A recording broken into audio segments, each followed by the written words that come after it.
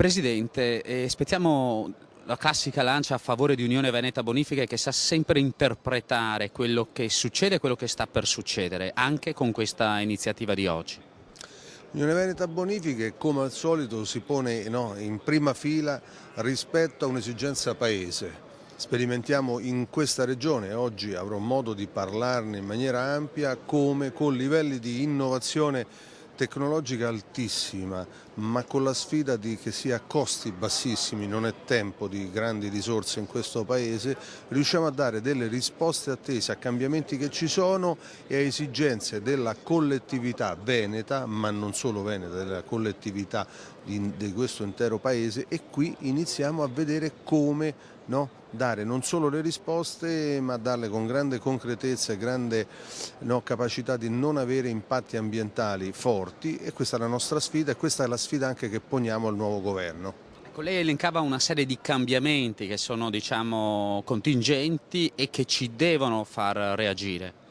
Beh, i cambiamenti climatici oramai si sono strutturati e le conseguenze le abbiamo sotto gli occhi praticamente ad ogni pioggia o ad ogni estate, se vogliamo parlare di siccità. Che la popolazione stia migrando dall'interno del paese verso le coste è un dato, oramai si parla di inquinamento acustico, di inquinamento luminoso. Se si guarda il nostro pianeta da un satellite noi vediamo le coste illuminate, vediamo l'interno del paese completamente buio. Quello genera due fragilità: la pressione dell'uomo sulle coste e la mancata presenza dell'uomo sull'interno del paese. Ci sono i cambiamenti dovuti alla globalizzazione economica, c'è una nuova sfida in atto, che è la sfida di competere, di occupare, di crescere, ma con nuovi e diversi valori. Anche qui siamo pronti a dare delle risposte all'agricoltura del Made in Italy, e su queste emergenze siamo i soggetti che in qualche modo appunto sfidano per le proprie competenze rispetto ai fatti.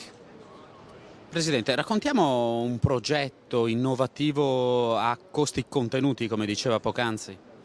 Guardi, un consorzio veneto ha proposto alla Regione Veneto, ma poi l'ha proposto all'intero Paese, e io sono qui proprio come amplificatore di questo progetto che ben conosco ovviamente, un progetto che abbiamo chiamato quello dei pozzi bevitori.